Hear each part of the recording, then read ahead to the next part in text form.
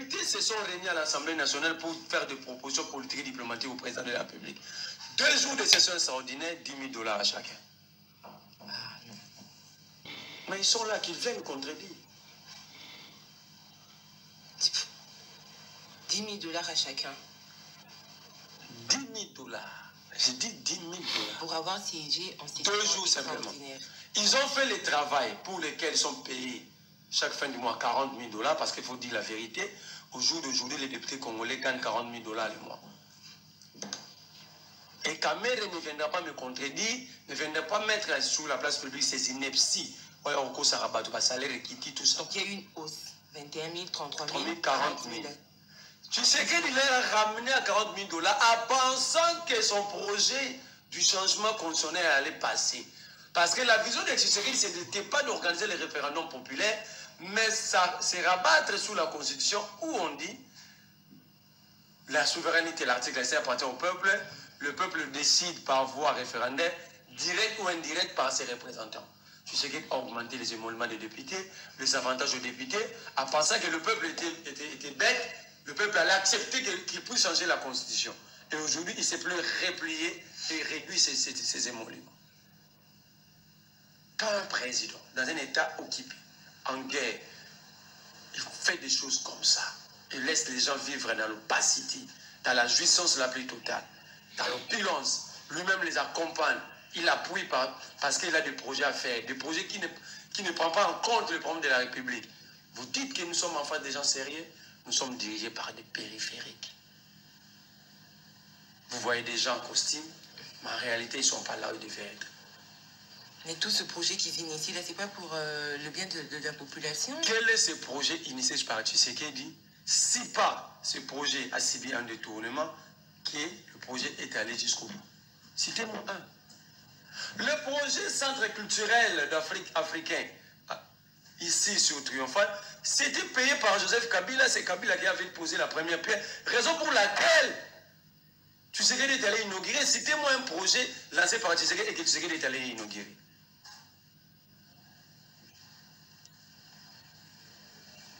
Il a profité de ce projet parce que Kabila avait déjà tout payé, réglé. Le projet de Tshisekedi, il y a Arena, le bâtiment à Doni là-bas, centre financier.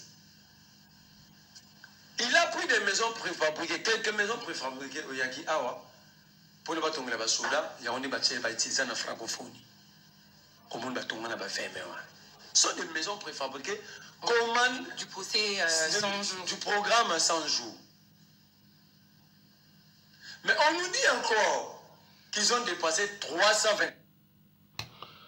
Bande Konangai, na bandi bomona ki vidéo mona sala ki lobby, na parla ki surtout sur caméra. Na bay na bino caméra banda bino boyebiye. Banda Mobutu alaka, mais batu bayi bagaite, abano sala vraiment na Kabila le père, batu bayi chaka ikate, batu bayi chaka ikate abano sala na Joseph, président Joseph Kabila. Na bayi na bino Kamere asala musala na ye. Musala oyo ba Congolais ba ebité. Asala musala oyo ba Congolais ba ebité. Siko boyoki ndeko ndinga lobi. So nga na kosi Kamere ayo contredire nga na plateau. Député congolais bazo futaye 40 000 $ par mois. Mais basala ki réunion moko ya 2 jours. Na réunion wana Kamere fouti bango 10 000 $ par tête. Baza sur 470 ou 480. Multiplié 10 000 multiplié par 480. Mais 470 députés. Bande ko pesa combien? O ezali ke ba po musupo basala yango. Ezo sena ngale musupa 30 000 $. Ba po ya mike. Bandi konanga. Toloba te. Aucune dokite. Likamo moko ka kamera sala na RDC na 5 minutes moko. Exacte. Kaka ko bebisa opposition il faut mboka et sala oya lobby. Tout le monde a qui est l'élection mususu oyo batu ba votaka ba telemaka pour ba voter Etienne Tshisekedi ye a BBC abinga pena oza candidat a oza candidat pour nini pour na mindele baloba l'opposition divisée asali musala ye après Chilombo a juillet ba memaniti na constitutionnel ta baye ko sala lamuka yepe aye akoti na kati ya lamuka baeti na Genève kaka ye alobia non Chilombo tokoza subo etale tokima na biso azu Chilombo bakimi na eti na Kenya.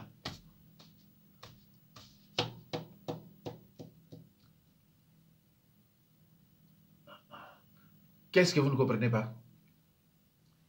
Donc, mutu oyo, ba ennemi à peuple, ba na terrain, isa Maradona.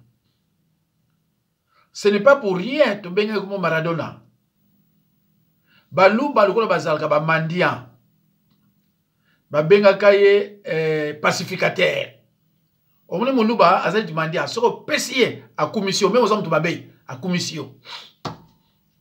Les lots baromo balou baba comme une hésitation et pas y a caméra moyen que le bezate. Bino bomona na mboka nini un homme politique ayibi mbongo ba condamné ye ba tindie na prison soki ba preuve ezalaka te alinga na prison te. Mais bah juge va dire que non bah preuve ango yo to condamné yo 20 ans bah preuve ango yo. Téléphone foi landa Félix Chilombo. Pona ko bimisa ye. Pona ko bimisa ye.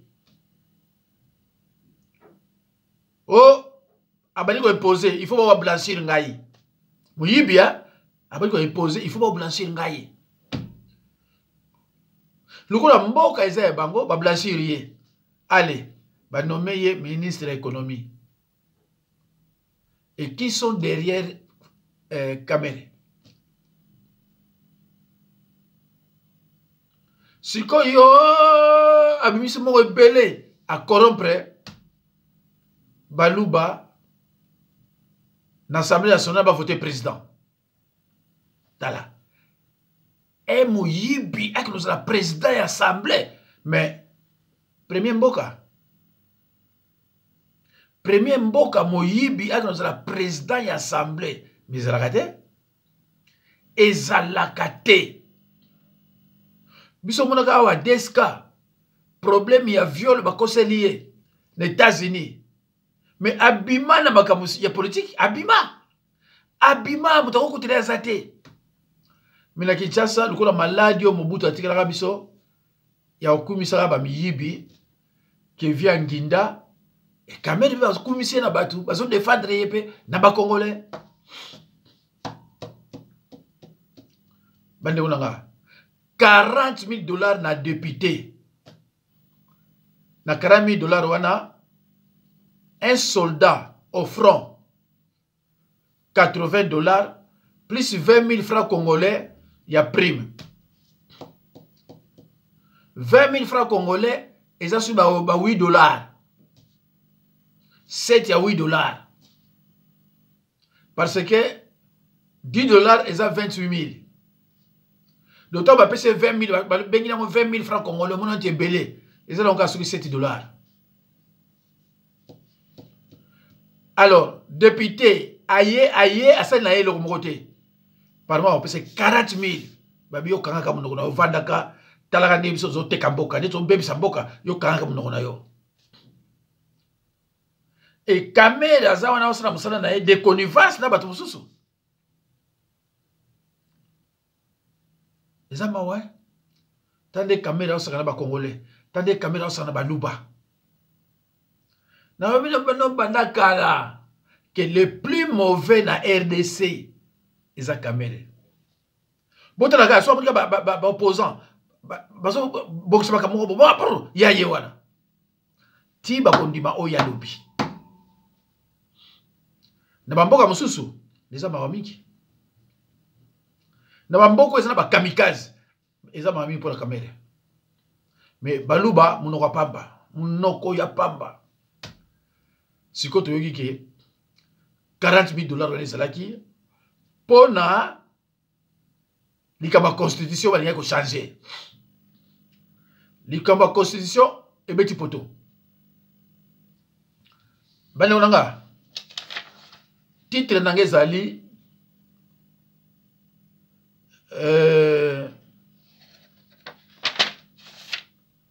nani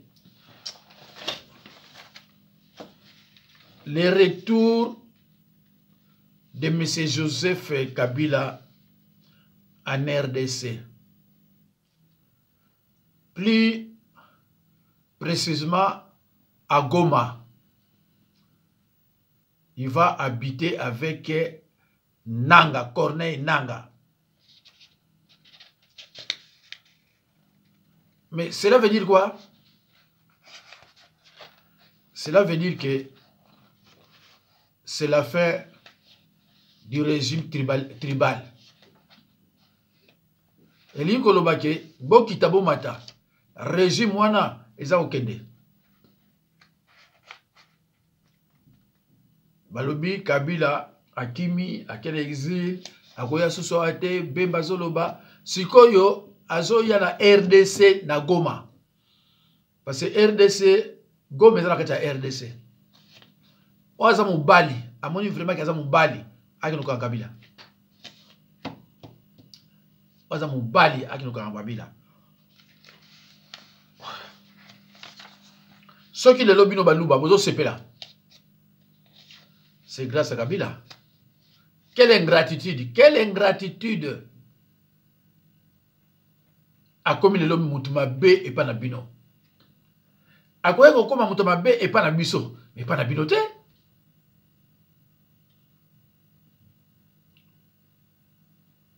Mais, et l'on a sepelé na Kabila, na monique, il a repris ses études, abîmé le lot docteur, celui docteur Nanini, n'a pas dit français, n'a derrière vraiment échangé ma casse, maintenant ma casse.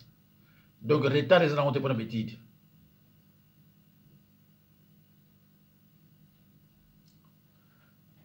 Dans le gouvernement, il y a RDC actuellement. Attends, mon côté, il y a confiance. Attends, ministre, mon côté, il y a compétent. Ok, na Sénat, le sénateur, pareil. Ce qu'on a dit, il assemblée 40 000 de salaire. C'est que le Sénat, il y a 50. Bongo siko ba conseiller na ye tande ba saka na bongo peuple asa okufa nzala ko saka na te na la kisa bino ba mama na bazomela epai bazomela mai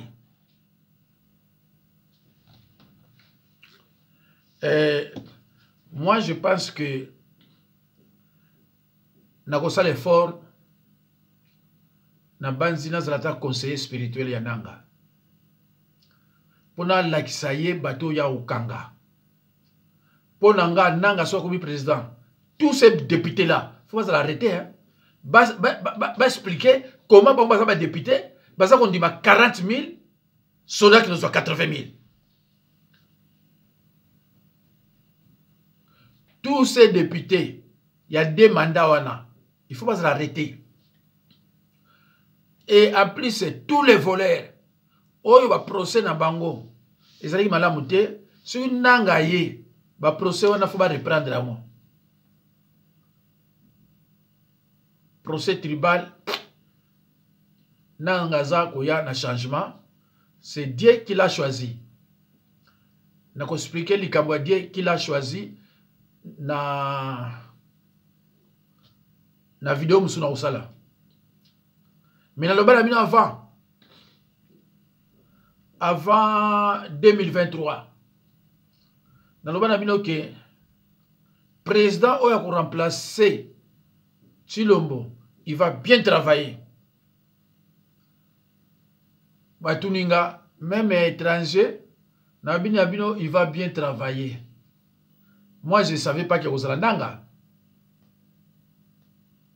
Sikoyo, et bimisi nanga. Mais je vais expliquer bien ndenge ni ba poniye. O nanga zo salawana eza yete.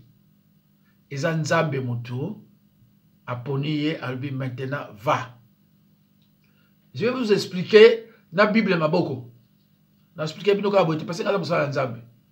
Na ko expliquer bino na Bible maboko. Na moni minute zo kende.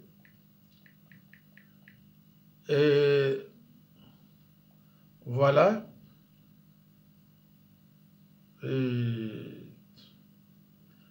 Totalement.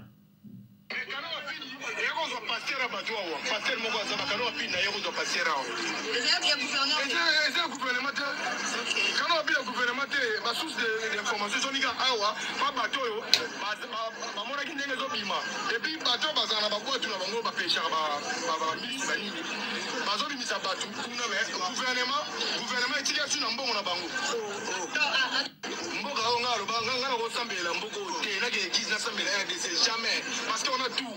Mais quand on a fini, on va passer à Batou, passer mon voisin, quand on a fini, on va passer à gouvernement. Quand on a bien le gouvernement, ma source d'information, c'est que Awa, pas bateau, ma mona qui n'est pas bima. Et puis bateau, bazana, ma boîte, on va pêcher à ma ministre, ma zone mise à Batou, gouvernement, est tiré sur un bon on a bango.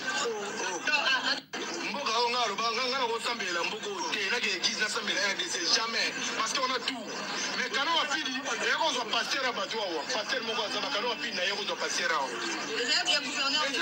gouvernement. Quand on a bien le gouvernement, ma source d'information, Cano rapide na Hollande, ça combien? Et c'est belé en Hollande, maintenant combien? Ah, mais comment Congolais vous avez vraiment boy? Bacano rapide, ils sont moins cher. Gouvernement, ça n'a pas été. Peuple a eu problème. Étranger, il a eu problème pour la pluie. Il faut pas qu'il y ait des sukoyo, na kinkole, après, pas qu'il y ait dans l'aéroport. Mais, gouvernement, bacano rapide à cause de la moto. Ba pompier pour la moto, mais tout que ça a été. Ambulance, mais finalement, nous avons 35 ministres pour aller. Mais 35 ministres pour aller Cameroun. Donc, nous sommes continue. Nous avons appelé ça 1 million pour nommer ministre. Parce que soit côté ministre, il y a 1 million de côté. Nous avons une corruption. Il y a 1 million pour nommer ministre. N'importe quoi. Hein? Mboka li bosso dans le monde entier. Au député, Azwaka 40 000. Bon, ben, tokena na oyo, bongo tokena malembe. Oh là là, oh là là, oh là là, oh là là.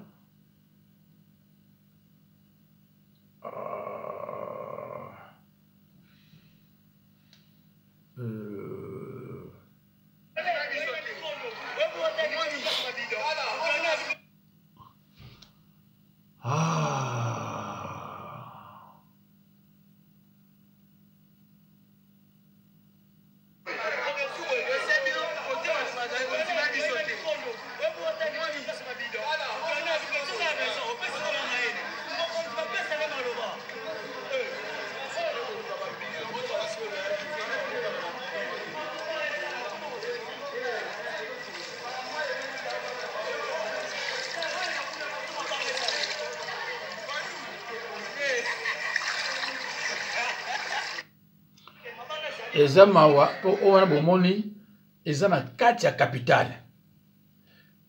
RDC tout va mal. Botala mo loko.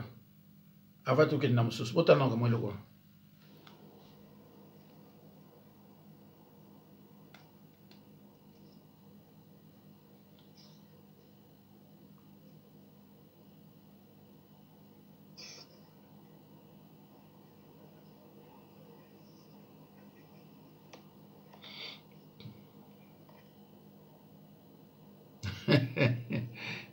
RDC Mawa.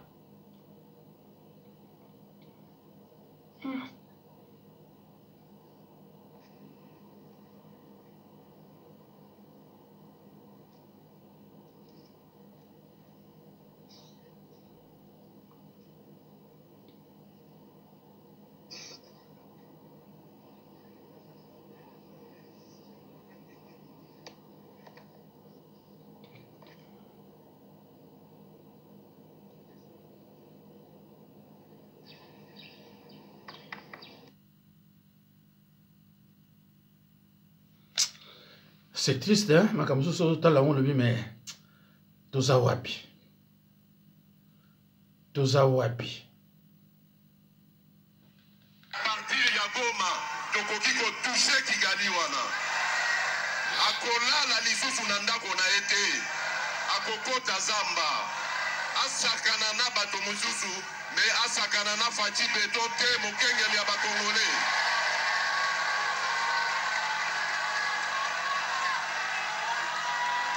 Lobina Kagame boye asakana na bato misusu oya monela kawana kasi na Fachi kasi tokotala nana o gagné hein. Voilà ce matin la situation a reprise. Ce matin tous ces côtés ici avaient buvé de l'eau.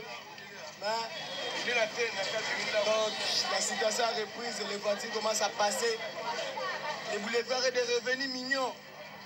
Vous voyez?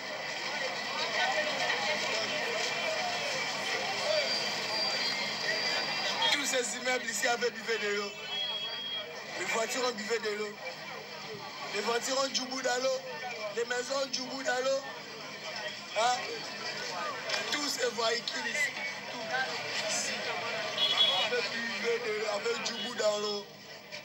Donc les véhicules ont du bout dans l'eau. Donc le boulevard de l'autre côté s'est fracturé.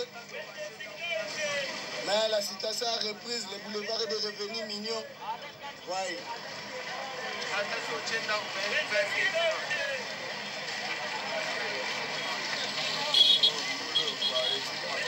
Même chez nous, on a du bout. Hein? Donc je vous dis, donc tous ces coins ici avec du bout. Tous ces coins.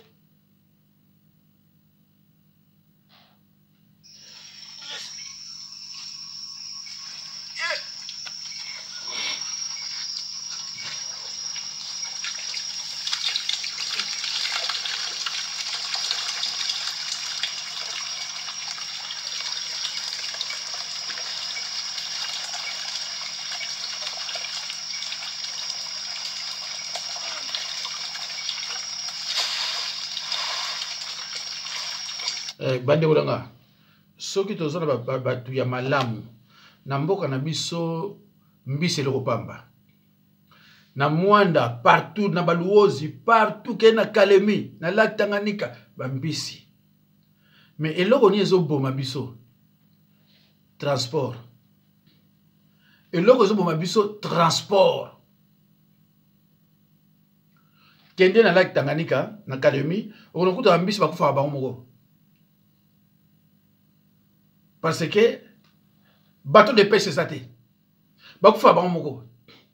Mais sikoyo portier congolais bazata likambo lobate pour na mboka.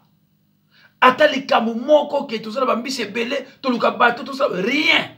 Le temps ba nommé ministre yo luka ne okoyiba. Député yo zo 40 000 yo boye. Ya bo ba pays de Éthiopie. Tout le monde travaille. Bazala 140 avions. Tant aux ans 140 avions, bon test de l'air combien? Va travailler boni et puis si va tenir ce misala. Mais Congo Oyabiso, est-ce que 4 avions sont allés? Ah Oyabiso, est-ce que 4 avions sont allés? Au besoin de me caméra sans pitié, 57 millions à Yibi. Mais moi, je me pose cette question. Mbongo toyoka kaka o caméra Yibi. Oh mutubo Yibi. Et ça bandaku. Tout est wapi? Hein? Moi, je me pose cette question. Et ça tout est wapi? Oh, Nzambe na ngai.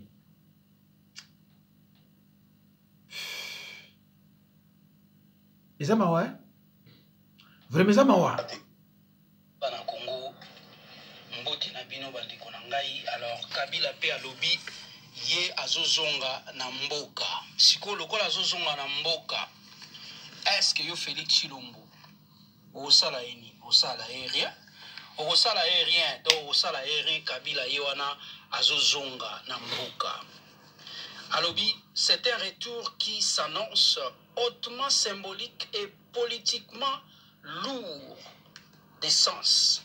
Joseph Kabila, ancien président de la République démocratique du Congo, va regagner le pays dans les prochains jours, mettant fin à une longue exil discret entre Kigali, Rwanda et Kampala, Ouganda, selon des informations relayées par Jeune Afrique. Siko, peuple congolais et le Congo nazoko mona, c'est comme si événement moko ekolinkawana na retour ya Kabila. Donc baka Tshilombo na ebité soki ba kosala Kabila nini. Tokotala, merci, partagez. Bandeko, na préciser que azozonga mais akovanda na Goma. Azozonga mais akofanda na Goma.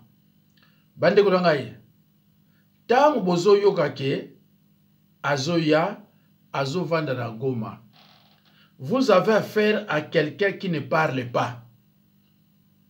Bafingiye balobi na nyonso bakoye koloba abimi aken exil na ye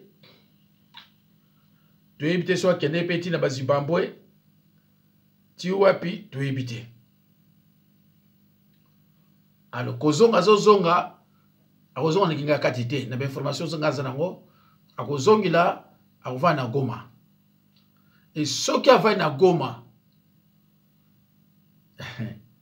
na ebite ce qui régime oyo zasuna 6 mois na limité ce qui oyo ka komi na Goma na ebite ce qui régime oyo zasuna 6 mois. Bande kolanga lelo batu bakomi ko préférer na bango to Kabila la nanga ke Tshilombo ata tribaliste zalaka mais il y a niveau autres vivre les lots. Ah mais non, s'il tient son stylo il cherche Muluba même à Tangate.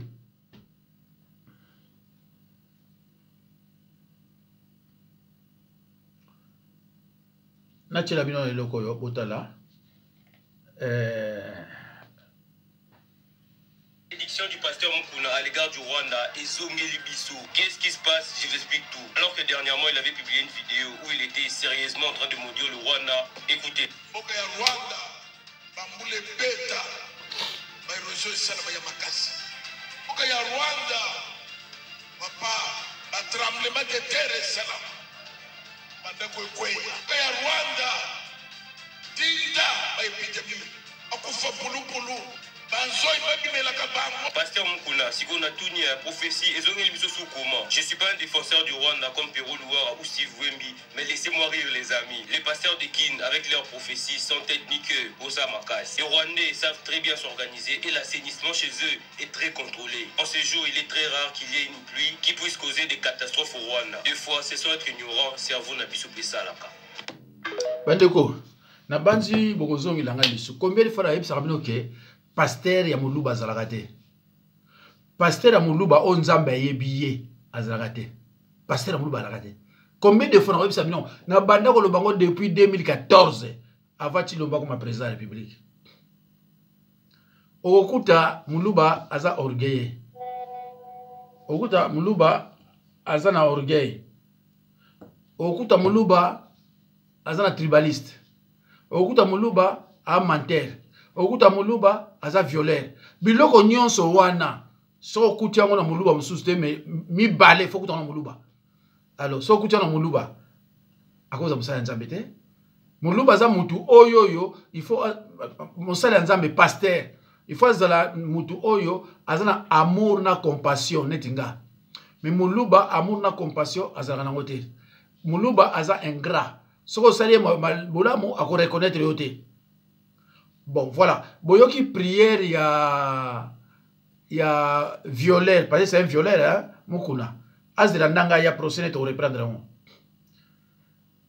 pasteur a prière ndengo na te pasteur asala prière à vengeance te pour prière à vengeance ezalaka te na Bible na biso ba chrétien prière ya vengeance ezalaka te parce que na Hébreu 10:30 Bible lobi à moi la vengeance à moi la rétribution vengeance eza pona yo te mais tala ye azoloba tremblement de terre pluie bakufa yo olobi oza pasteur ozoloba na bato bakufa amen non pasteur akoloba eloko ndona te ke bato bakufa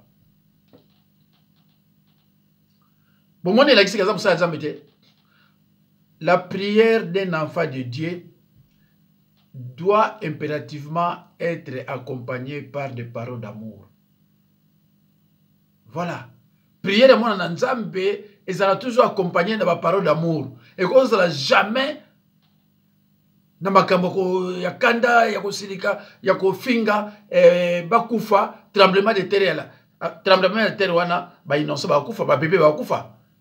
Est-ce que bomoni yango clairement ki aza mosala nzambe te ye moko Bible lobi keba na oyebima na monoko na yo bakoyeba soza ndoki a partir ya oyebimaka bakoyeba soza moto mabe to moto malamu na oyebimaka awa na monoko na yokaki maloba ebimaki pa ya ndeko nanga derrièrement na tcheki yango pelekaki awa ezaki maloba moko sepisanga makasi alobi toye poto bongisa otozo sala eza constitutionnel naza neti moninga ote akendaki ti akoyiba na mboka batu te biso toye mpona koyiba te déjà ozomona baparole moko ezopromettre à moins que a changé mina ndenge azolandaka ye nazomonaka ye akochange te et en plus nazongi ke nga nalobaka yango oyo akoya après Tshisekedi akobongisa mboka mais du coup les nanga c'est que